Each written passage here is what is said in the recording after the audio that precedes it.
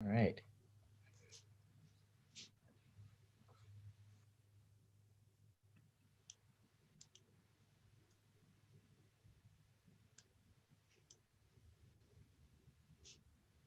Hello, everyone. Welcome to day 3 of AIGA's 2021 Portfolio Festival. Thank you for joining us. Before we begin our chat this morning, a few housekeeping notes. Closed captions are available through Zoom and may be turned on or off according to your preferences. There is a button at the bottom of your screen labeled CC that will allow you to adjust the settings. Please remember that all AIGA events follow our code of conduct. This session is being recorded and will be available for viewing post-event. We are also live streaming to our followers on Facebook and LinkedIn today. Please connect with us and share your experiences on social media. Our hashtags for this event are AIGA Design and AIGA Portfolio Fest. Now, it is my pleasure to welcome Bennie F. Johnson, AIGA's Executive Director, and today's guest, Albert Shum, Corporate Vice President of Design, Experiences, and Devices Group at Microsoft. Bennie? Thank you, Amy. And good morning and good afternoon. As we have guests from all over the world joining us today, welcome to our next Fireside Chat. I'm incredibly excited and been looking forward to this Fireside Chat today with a creative leader, teacher, innovator, and generative executive, Albert Shum, as we said before, Corporate Vice President of Design and Experience at Microsoft. Welcome, Albert. Thank you for joining me for our Fireside Chat. Thank you, Benny. Great to see you again. Thank you, everyone. Yeah, it's great to be here and such a awesome opportunity to connect with everyone, and especially during the last 15 months, it's been so challenging. So it's great to reconnect, I feel like. It is. It's just, I always love Albert's energy when we talk about things that we're looking forward to exploring and experiencing. And this is one, being able to have kind of really fun conversations. So Albert, I'm gonna get us started. And in 2021, you were highlighted as one of America's most responsible companies by Newsweek, one of the most innovative companies by the Boston Consulting Group, and one of the most admired companies by Fortune. Really thinking about those words, responsible, innovative, and admired. You know, to start off, what is it like to serve in your role and as an active leader at the storied Microsoft Corporation? Yeah, that's a great honor, first of all, I think. And being at Microsoft, I think first and foremost, I think what I really appreciate is having values that aligns to myself even personally. It's a company where it has a long history. Right. From the founders like Bill Gates, Paul Allen, to now Steve Ballmer, and then now Satya Nadella. Uh, and Satya really brought in, I think, in the last uh, 5, 6 years, this new perspective that a company is can have a purpose. It's beyond just, hey, we're here to make more things. Right. That underlying everything we do, we should have a set of values, and that aligns to our mission, to our purpose, and ultimately to what we want to achieve for our customers. So I feel like those honors is really reflecting on how we've been approaching creating, building products and services, and for our customers. So I feel like that's at the core. It's really about the culture, I think. Right. I'm similar. I'm sure you've seen in other companies. If you have aligned values for good culture, usually good things can happen. Right. Usually good things happen. It amplifies the work we're doing. We were talking earlier this week about how engaged and aligned employees and mission have an exponential value on bottom line. Right. You know, and it's so there's a real and also the interpersonal growth of the work that you're doing. We're spending most of our time working, and the notion of being able to do the things that matter. Yeah. Really great. So Microsoft is one of the Yeah, Microsoft is talked about in our from a design perspective. Uh, in your role, talk a little. Because I think people will be surprised to see how complex yet integrated design works in for Microsoft and your teams. Yeah. Like working in we have such a broad range of products and services for our customers, like everything from Xbox, like gaming and amazing things we've been doing in augmented reality, to rethinking how privacy and trust and security and delivering value to organizations. Like design spans across all that. And hopefully you can hear me. Sorry. Right. Yeah. I don't know if. Sorry. Did you catch my last part? We can. We caught the last bit of that. A little bit of a matrix in there, but we caught the last bit of it as well. Yeah. So it's really that breadth of products and services that we work on, and I think design for a lot of what we do is about, again, back to that customers, helping us connect the work that we do with our customers, and then delivering value. And so it's a bit of an abstraction, because design is there's not like one way of designing something, right? It's really at a fundamental level, it's about being close to your customer and creating value for them. And I think that's the design process each of the team takes. And that's the journey we've been on, to rethink design as just the manifestation of the artifact, to how do we create value for our customers. So right. And we were talking a bit more. We were talking about corporate campuses and the experience. And for those who've been to the Microsoft campus, how it spans the kind of personalities of the products. So we were talking about the customers as well. And thinking about the design process for your Windows and your corporate business in comparison to the gaming. Yeah. And because, again, I think because we have so broad customer sets, like a gaming for gamers, it's a passionate audience that just loves games, and we want to help them play and have fun and connect. To Windows, spans everything from education to consumers, families, to people working in large organizations, small business. So it's very broad. And the way again, back to how do we center ourselves? I think we've been really pushing on this idea that everything should be customer driven. Everything starts with the customer. And how does that drive our decision making? How does that drive what we create? And that manifests also in the physical space, and how teams are set up and how teams come together.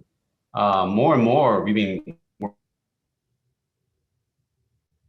working on back to the values, this idea of one Microsoft. How do we leverage and connect the dots? I think that's one part of design. Sometimes, often we don't talk about. It's really the ability to see the patterns of, like, oh, hey, Xbox is doing this, and then our cloud business is doing this, and then we're doing this on Windows. Well, what if we could connect the values so that, wow, what if we could stream games directly to you using our cloud service? What kind of experience can that be? And how would you play games on your PC to your phone and make that seamless? By connecting the dots as designers, as creators, we could create even more values. And those are the type of scenarios that we've been thinking more of, and hopefully starting to see some of that work come together.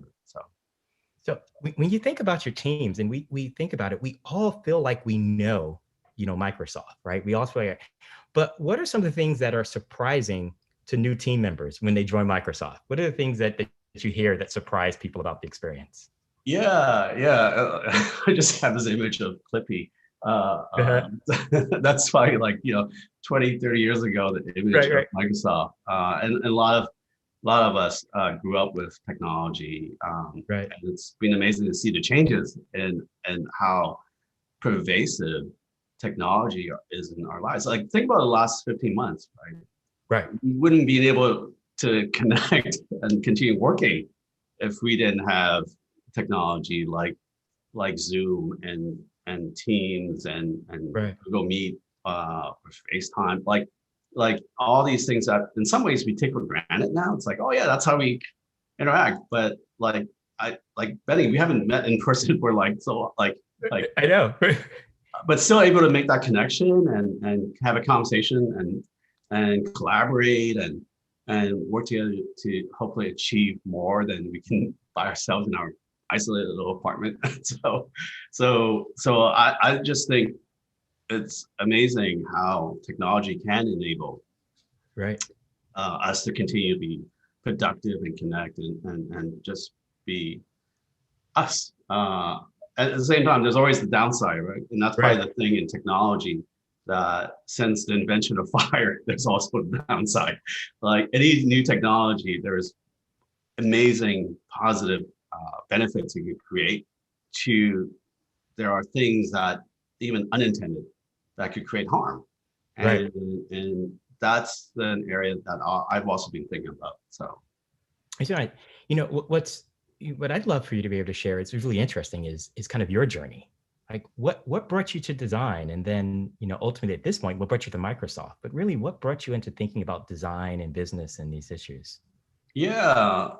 I feel very fortunate and very, in some ways, just lucky. Like when my family immigrated from Hong Kong to Canada when I was 8 and 9, I really actually I didn't speak the language, so it was a bit of a Right.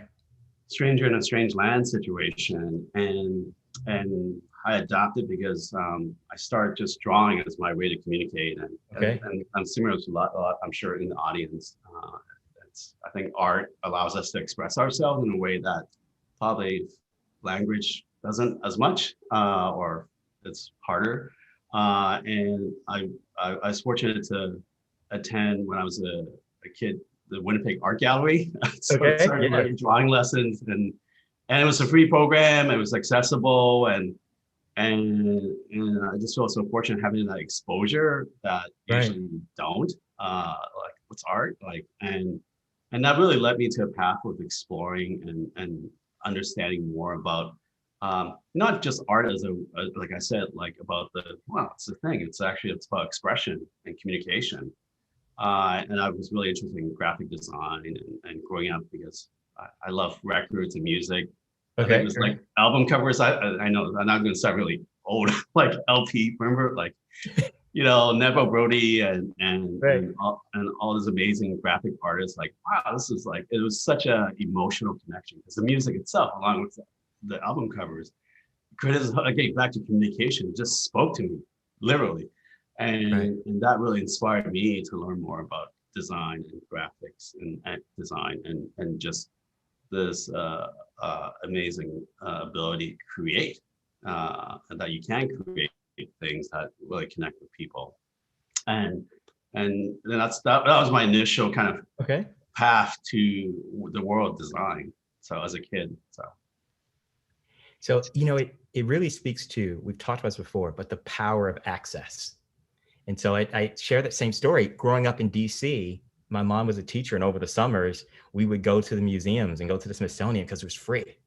And as a kid, you got access to this entire world that was different than your room or what you saw in your neighborhood and space in there, and kind of hearing you use that to navigate and opening up to new ideas. What do you think about today that keeps you fresh? What, you know, as you work in Microsoft and you're working at kind of the corporate products at hand, what are the things that inspire you today, my friend? What's keeping you fresh? yeah. Actually, I was just talking to, like, I think our interns and our apprentice program, just having new perspective. Like, Right. I think it's easy to, well, easy. I mean, it's not easy, but like, by when you have a team, you have a lot of support and resources like Microsoft. It's easy to say, hey, let's go do some research, and you send a team Right. off. Or like, Right. for me, it's always back to like having that learning and seeing how people think, or a different perspective, and that diversity of perspective, like this conversation around how people create now is so different. Right. What are the tools we use to create? and learning from that next generation, to me, it's really inspiring. And how a lot more designers are almost like hybrids. They have such amazing tools and talent and skill set. So I think that's one. I think the other one that's really inspiring for me, even personally, is just well, not as much now, but just travel, and because we Right. have teams around the world, and and to me, cultural diversity, like understanding how different communities or different geography or just different sets of how people interact, and even technology. Sometimes we take for granted. It's like, hey, everything in the United States is kind of like what the rest of the world Right. uses, but it's actually quite different if you go around the world, and that's another perspective that continues inspires me and see like fresh new ways of thinking. So Well, I'm going to give you one title and see your response to this. Foundations of Responsible Design. And have you share with our audience with our space in here. I won't give the spoiler alert. I'll let you talk about it. Foundations of Responsible Design. yeah, so over the last 15 months during the pandemic, and one of the areas I've been really thinking about is when we're creating products and experiences, how those products can really create amazing benefits, but also can potentially create harm, just like any product, right? If you in a car, you could get to A to B, but sometimes things go wrong, and you might get in an accident, and sometimes it's no fault of your own, but it just happens. I think similarly with technology products, we have those moments of amazing benefits, but also potential harm. And the more I looked into it, the more I realized there wasn't necessarily a comprehensive, or not even comprehensive, a focus as much on this idea of how do we create, especially technology product responsibly. Right. So I was fortunate to have a connection with Liz Dansico at School of Visual Art, and we started talking over the last summer. It's like, wow, what can we do? Like, we've been chatting for the last couple of years, and because of the pandemic, I was able to put together a course and teach it virtually, remotely, to a MFA class at School of Visual Arts, and on UX design. So I created a course called Foundation of Responsible Design to start putting together a curriculum, a way to think through how we create more responsible products, but also to understand some of the potential harms products can deliver or create, and how do we mitigate some of that harm. So that was the curriculum I put together working with students, and to be clear, I probably learned more than the students themselves, because I was so inspiring, and I think a lot of what we do Right. is about learning, and I think we do it by doing it. That's how we learn. Right. So putting it into practice, creating projects, trying to rethink how we create products, and I thought I really, again, back to that next generation. I was just so impressed by how the students approach uh, uh, ways to create more responsible products. So It's really interesting, your relationship with education and then refining this course during this moment. I don't, we've talked over the last 18 months, but I don't know if I ever even shared this with you. So everyone, I met Albert first, not just through his designs, but I actually met you through your words and ideas first before we got a chance to meet. Last year in January, when I assumed this role as head of AIGA, one of the first thought pieces that I read was by a gentleman from Microsoft who wrote in Fast Company that it was time to rethink the design industry and rethink the education approach with it. And it was a kind of an intriguing and inspiring first article to read. And I think it came out maybe day 3 for me on the job. And I remember spending the time focusing on it. And it was one of the things that excited me about coming in this role, about thinking about how do we re-engage, reinterpret, and expand the profession for the future. I loved it to kind of hear your thoughts on that piece now. So that was it. That was 18 months ago. And the Yeah. world changed a little bit. And I know you've Right. kind of thought of expanded your ideas a bit more, but I would love for you to share, your thoughts on that. Yeah. Well, first of all, like my mother article was like, oh yeah, it's kind of like some like, oh, what should we like? Yeah, here's something we should be thinking about because it's really important. At the same time, after writing that article, I felt kind of unsatisfied because it's easy to say like we need to rethink. Hey, we need to rethink Right, right. design education. Good luck to actually doing it. Again, back to learning by doing. So I was fortunate to have this opportunity to say, well, let's take some of those ideas, some of those thoughts, and really try to put together a curriculum. And probably the first thing I learned is like it's really hard to put together a curriculum. So kudos to all the educators out there. And it's been a while. I haven't taught a class before, but no, actually a long time ago, California College of Arts I taught when I was in the Bay Area. But that was more like introductory to design to the first years. So to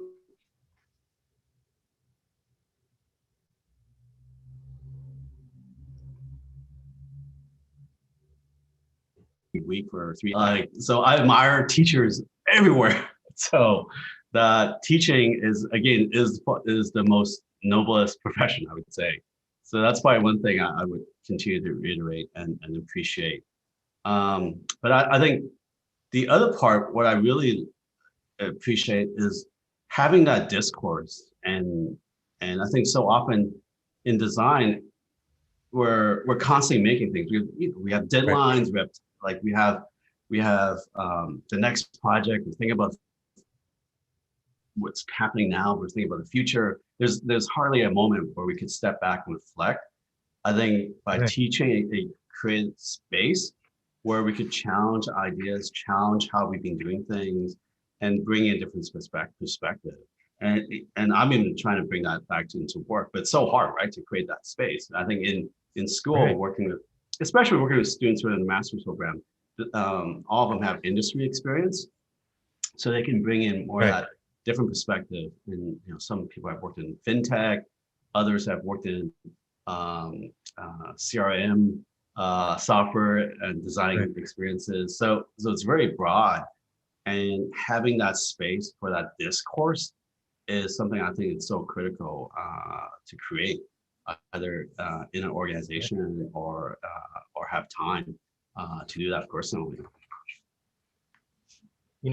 And part of that discourse in that moment, and kind of thinking about your piece that you wrote in the space, it's a bit that for me brings up notions of time travel, of like having this opportunity to have a space in which you have to think about design simultaneously as both past, present, and future, Totally. and challenging yourself to kind of reconcile that creative destruction.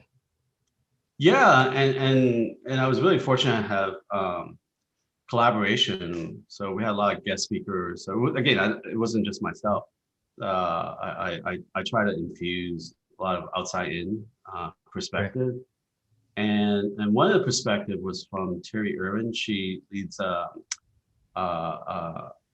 transition design at Yes. CMU. Terry's amazing, and so we've been collaborating, and she has an amazing framework to back to rethinking design, that we can't only think of design as the moment, as like, hey, here's the thing that we're going to create. We have to look at a transition. How do we help Right. society, individuals, people, even the planet transition from the past, present to the future?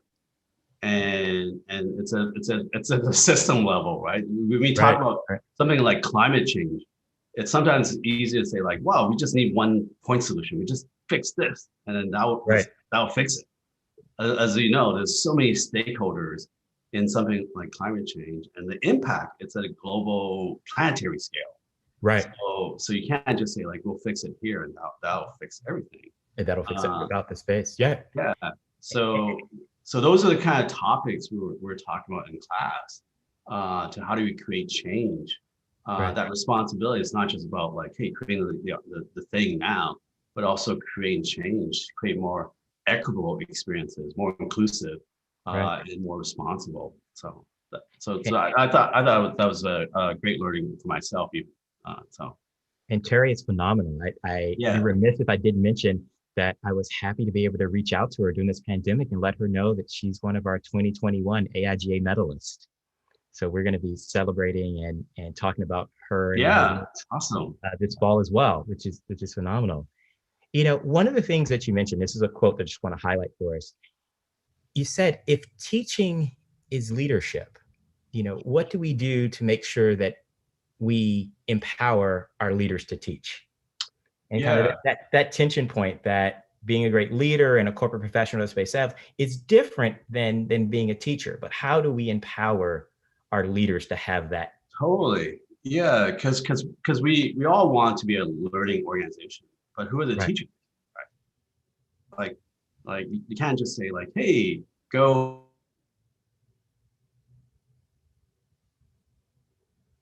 and figure it out and go learn. Is similar to in class, creating not creating the answer because you don't tell the student the answer, right?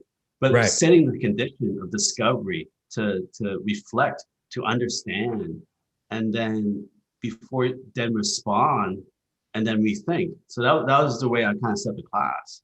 And I Oh, think wow. as leaders, we have to create the condition to reflect. When you start a project, it's easy like, hey, here's the brief, here's what the client wants, or Right.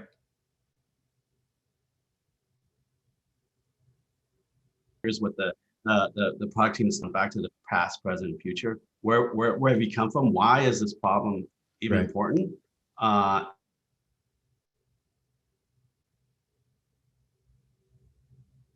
and then helping the team understand that, what are the motivations, and then you respond by coming up with concept and addressing the potential opportunities, but also understand where the harms and Right. how do we mitigate some of those harms. So again, as leaders, we have to help our teams, help even our clients understand Right. and learn about the conditions of our customers and all the different stakeholders. So I've been really focusing on actually for the last year, I've been writing an internal piece called Okay. Opt-in, and it's more of almost like I would say a teaching moment that I Right. try to reflect on Right. what the team is doing, but also kind of unpack it and then have a conversation together about some of the challenges, some things at work, or what inspired a team. So creating that space where you can learn together, I think that's so Right. important for leaders. So my next question for you is, you kind of thinks about this with students, but what should young and emerging creatives know about the future of design? Yeah, well, the In future addition to the design, spaces they're creating, what yeah, yeah, it's a again, wow, the future design is so bright. I think there's more and more demand, more and more need, and underlying that need is for people who can have the ability, designers that could amazing skills. That's what designers are great right, at, solving problems. I think stepping back and be able to see the system, see how things are connected. I think the right, other superpower that designers have is seeing patterns, right, making those connections. And I would say really think about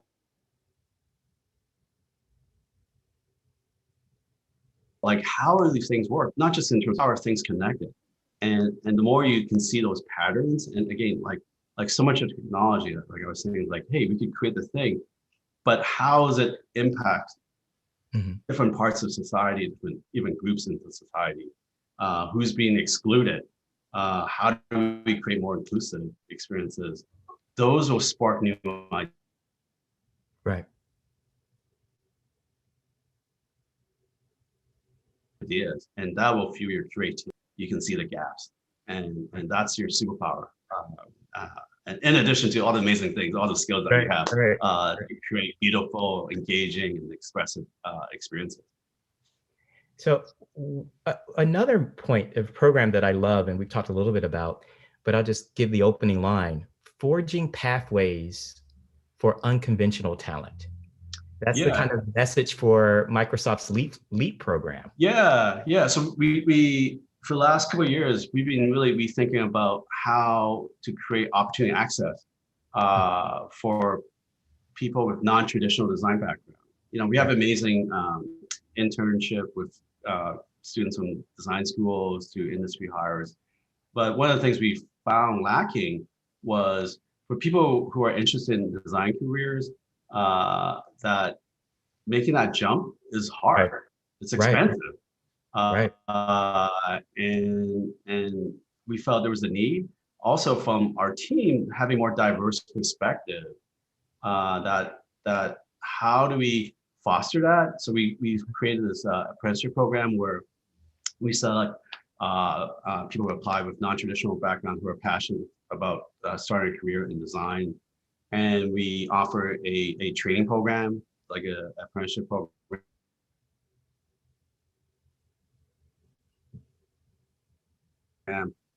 So there's a curriculum to understanding how to do customer insights and research, to working with the product team over the 3 to 4 months.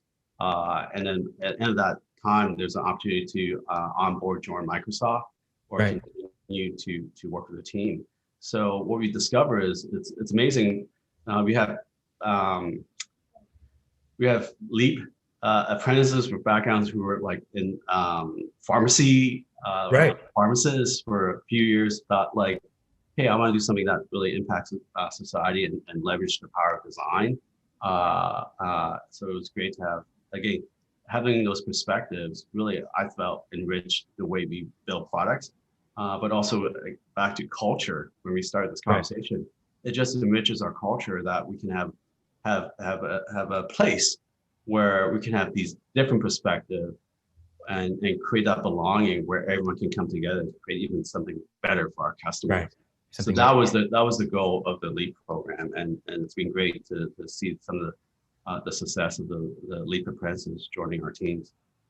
But I have a question. What would you offer as advice or encouragement for, in our portfolio festival, we have everyone from students in high school and college to grad students to professionals who are making pivots, like you mentioned, who always loved the design, but they've been involved in another profession and this is their moment. Like what advice do you have? Yeah, because I'm sure you'll get amazing, great advice from everyone on the portfolio itself and how you, like my perspective and just an additional perspective. So don't look at this as the perspective. Is how do you express back to your values? What's your passion and motivation? I know it's very simple, like.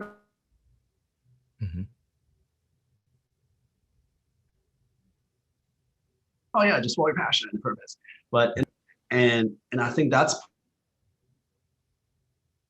probably the hardest thing when I get before. It's like, oh yeah, what do you bring that out in terms of your values or what you're passionate about, how you approach a problem. Again, amazing skills, amazing talent. So I'm not saying like, hey, it's just express yourself, but really in the work itself and try to capture that. Your values, and I think that's at least that's what speaks to me. That's what I look for. That's what the team looks for to help us as a company, because it's your perspective in addition to the amazing skills that you have. That's going to make us a better company. That's going to make us create better products. So I've read, every time I read about your team and your group, I'm always struck by the one phrase and word that's there. You always refer to it as an incubator. And I'm thinking about your team and what impacts do you see coming from your design group on the rest of your community? Those in Microsoft behind you, because I love language, and that's always a word whenever it's describing your group. It's always talking about this idea of incubation. Yeah, incubation, again, back to creating the space to challenge ourselves and to rethink. So, we've been thinking a lot about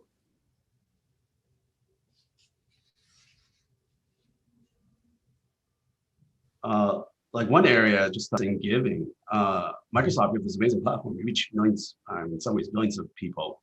And how do you help help people give back to the community, to the cause, creating platforms that allows you to connect. There's so many amazing charitable organizations out there. Right.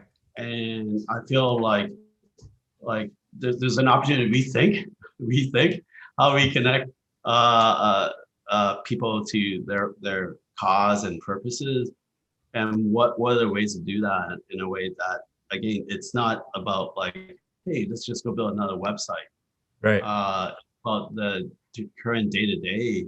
If we're using Zoom, is there a way to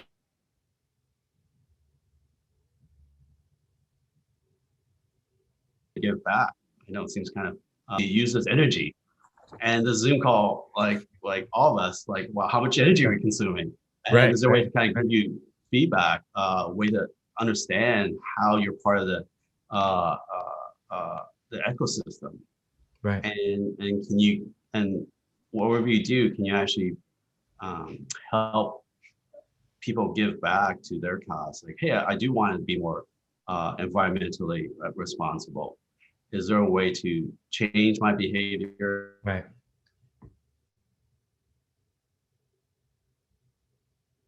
Adapt new behaviors and to give back. So those are the ideas that we're trying to incubate. And again, we're not trying to solve, or back to that system view, right? Right. You're not trying to create a point solution like,